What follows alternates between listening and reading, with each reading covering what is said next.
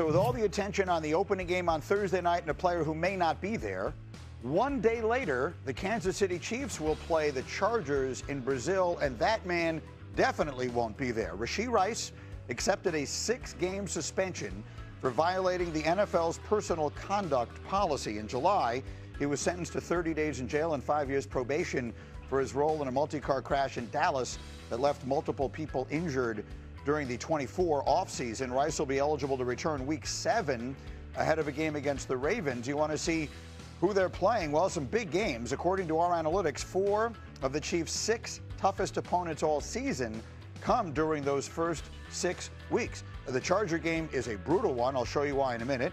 The Eagles, obviously, that's a rematch of the Super Bowl. The Ravens, who knows what that might be for by the time the season comes to an end. And the Lions are great. So the question is, what impact, Dan, does this have, and what more can you fill in for us here about Rashee Rice accepting this suspension? So people have to understand this is a result of a negotiation, right? Because the NFL tells Rashee Rice, we feel you violated the personal conduct policy. This is the suspension we think you should get. And he says, well, no, I think it's, and the NFLPA helps. And so they get to it. They had trouble getting to a resolution. So they set a September 30th hearing date for an arbitrator who was going to rule on it. But they continued to negotiate, and they finally got to a point where he accepted 6 games. Good thing, I think, in the end for the Chiefs, because now they have certainty. They know when the suspension starts and when it ends. If it had been a September 30th hearing, you don't know when the arbitrator is going to rule. You don't know what the ruling's going to be. You have no idea when the suspension would start, how long it was going to be. So at least now the Chiefs can plan around this. But the question is, what is that offense for these first 6 games without Rashee Rice in it, Harry? Still functionable because you have Patrick Mahomes at the quarterback position and Andy Reid down the plays up. Now, You're missing your most reliable wide receiver, but at the same time, you have Xavier Worthy coming into year 2. You're going to have Hollywood Brown for the start of the season. I like the young cat Tyquan Thornton, who is another deep ball threat that can take the top off the defense. And then Juju Smith-Schuster, he's a savvy veteran. They're going to be okay, y'all. You look for the most part last season, they played without Rashee Rice. At the same time, this does, in my opinion, open up the door a little bit more for the Los Angeles Chargers and also for the Denver Broncos to try to take over the AFC West without Rashee Rice. So I think we also have to take into account that their defense is still going to be really good, but this is a perfect example of how football is so interconnected and their chain reaction. So I think them having a tackle changes everything about their offense. Because if their offensive lines are able to protect Mahomes, then they create some big plays. That changes everything about the way the defense approaches them. And then the short passes that Rashee Rice was taking with a guy on his back and taking for 10 extra yards, those then become guys open by 5 yards. So this all goes back to being able to protect Mahomes. You can protect Mahomes, and that's why they let Tyreek Hill go away. Because, all right, if we can protect Mahomes, we can manufacture offense. So I'm looking to see, I'm not sure that they're going to miss Rashee Rice as much as we think that they should, because they'll be able to protect Patrick. And it's worth noting that the Chargers, their Week 1 opponent, lost their outstanding left tackle to a season-ending injury. So while the Chiefs are beefing up there with a first-round pick and Josh Simmons, the Chargers have questions to answer. That's Rashawn Slater from Northwestern, who did a patella tendon or whatever it was in a practice in July. Let me put up Jim Harbaugh's numbers, by the way. The opening week, this is a very tough game. And granted, it's in Sao Paulo, Brazil, and you never know how that impacts the game. We had the one of them last year, and that was the game where Jordan Love got hurt. One way or another, Harbaugh, in his NFL career, 5-0 Week 1, both straight up and against the spread. He wins these games by double digits. So Jim Harbaugh historically has had his teams ready when the season begins. I know it's still a week away. Who do we like in that game? I'm going with Kansas City, but what I want to see from the Chargers, who can step up and be that number 2 wide receiver outside of Ladd McConkey? Yeah, I'm going to stick with the Chiefs also, given all the things that we said. I expect Patrick Mahomes and those Chiefs to take this year looking to prove a point and starting with Week 1. All right, one way or another, let's do a sound off here. Travis Kelce, I'm not sure what else he's been up to this week. Haven't heard a lot of news about him. But he was on his podcast, the New Heights podcast, and he had some advice, actually, for Browns coach Kevin Stefanski about the way he's using Shedeur Sanders. Listen to this. But put him in, coach. Yeah, give the people what they want. The world wants to see him go out there and not only play but have success. At this point, guys are rooting for him. This isn't anything against Dylan. This isn't anything against Joe. I'm just saying the excitement is there for him to go out there. He's going to put eyes on the screen. He is going to bring people to the game. It is what it is, man. I would love to see it, man. Yeah. I would love to see it. Travis Kelce playing for the Kansas City Chiefs wants to see Shedeur Sanders. You can say I mean no disrespect to Dylan Gabriel and Joe Flacco, but yeah, you're telling them that they sit down. And also, like, obviously, he doesn't care about you Browns.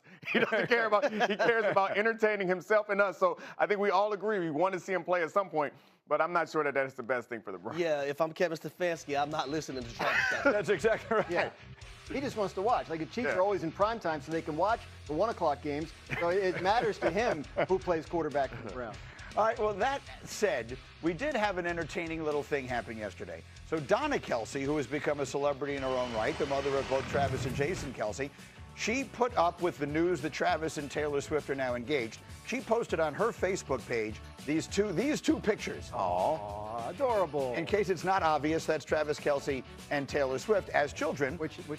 And so, no, but we thought it would be fun to ask our crew to put up their own baby pictures or young pictures, and we have them here. So where do we have them? Let's see. Do we have a young Graziano? Do I have that? Can I see a picture of Dan Graziano? Do we have that? Here we go. Oh, there we are. Yeah. Oh. That was a particularly stylish outfit in, what, like 1981 or whatever that was? That kid is scary. That's quite a haircut. And the haircut, that's really outstanding. That All was right, like, put up the next one. Here we go. The next photo. Go ahead. The next photo is... Oh, look at that. Look at that sexy 7-year-old. Dominique, what are we doing here? Ripped up. I'm told the best one of them all is Harry's. Go ahead. Let's see Harry. You know I was. Oh, my God. You thought Michael Jackson was the only one moonwalking? No. That is so cute. What a fro. They picked that out, too. Greeny, where's your picture, Greeny? Yeah, we couldn't find any baby pictures of me. Unfortunately, No, Greeny's an alien, guys, I believe. Dominique believes it's because I'm actually a robot. Yeah. There is a story behind it about a house burning down that's kind of a sad story that we won't get into right now, but there were very few pictures of me as a child. You made me look That's bad. my origin story. I was trying to joke, have a good time. You're like, hey, I got a sad story. I'm sorry, I Greeny. just put Harry's picture back up again. It's much more funny than any of this. Approach the top of hour number 2 of Get Up this morning, and it is a very busy day indeed. We're 1 week away from kickoff of the NFL season. We're 2 days away from one of the best Saturdays in college football I can remember in recent years. We got Harry, we got Neek, we have a few other special guests jumping in. But it begins with Graziano, because as the Cowboys get set to play the Eagles a week from tonight in Philadelphia, Micah Parsons' watch remains in effect. The looming questions are many. Will he or won't he play? Will he or won't he be cleared by a doctor from whom he is seeking a second opinion? And maybe most significantly, is it possible he gets traded? You have been making calls like crazy, Graziano. What are we hearing right now? We don't know how it will resolve itself, but I feel like a resolution could be coming soon. The tone of all of this has sort of changed in terms of talking to sources the last couple of days in terms of, what might happen and when. I think, there are still all the possibilities you talk about. He could show up and play on his current contract. He could get a new contract. He could sit out, with the back issue, and he could get traded. I think those are all on the table. So everybody wants to know what's going to happen. I don't think anybody knows that right now. But I do think a trade is a stronger possibility than I would have given it credit for, say, a week ago when Dallas was telling everybody, no, he's a Cowboy, no, he's a Cowboy. It sounds like they're at least having some conversations that could lead that way. Right, and so people will then immediately jump to what are the usual suspects, what should the expectations be. We'll wait and see if it does get to that. The idea of him signing a new deal or getting the new contract that he wants would involve the agent getting involved. To our knowledge, that still has not happened, right? Well, no, correct. I don't think there's been any change in terms of Dallas's negotiation with Micah Parsons. That sounds like it's still at a standstill. Now, if you hypothetically talk about a trade, you would probably have a situation where Dallas would have to give Micah and his agent permission to talk to the other team, make sure they had a deal in place before they consummated a trade. So we haven't heard that either. It's possible that that's happening, but we haven't been told that. So that's the kind of thing. If you start to hear things like that, then you'll know it's moving forward. So we're at that level now. And as Mike Tannenbaum pointed out to us earlier, the league, whether by accident or design, built in sort of a little mini bye week here for all this business to get conducted by going from 4 to 3 preseason games. All these teams have this additional time. Now, ironically, the Cowboys are not one of them because they play on Thursday, and we have a picture of Micah Parsons leaving town. The expectation is that he was or is seeking a second opinion on his injured back, and there he is, people taking pictures of him at DFW, heading somewhere to talk to someone and do something.